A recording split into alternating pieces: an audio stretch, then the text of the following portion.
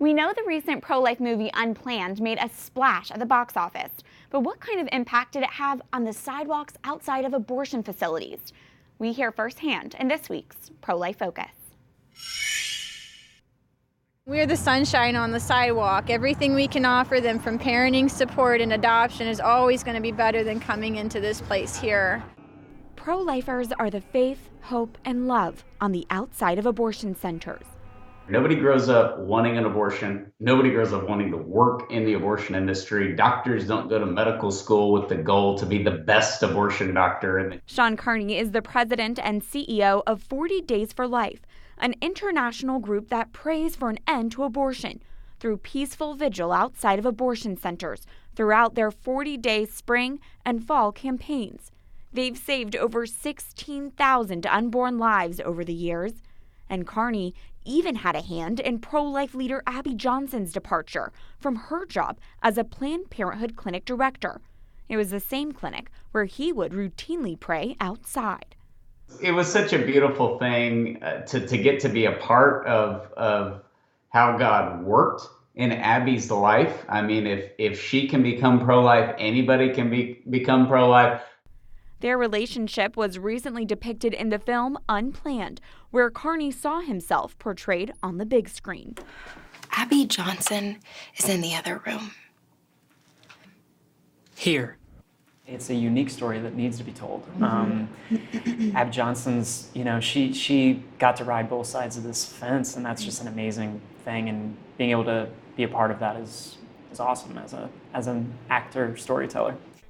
And that true story surprised opening weekend, landing within the top 5 films at the box office. 40 Days for Life says they had a behind-the-scenes role, from reviewing the script for accuracy to buying out 300 theaters ahead of the premiere. But beyond the box office, 40 Days tells us they've seen success straight from the screens to the sidewalks. Tell us about the latest 40 Days for Life campaign. What were some of the highlights and successes? Well, it was awesome. It was our largest spring campaign ever, 377 cities. And we had worked for 3 or 4 years in preparation of the movie coming out. And so our hope is, I hope we get more volunteers because the campaign is featured in a major motion picture. It certainly would have been disappointing if that wasn't the case.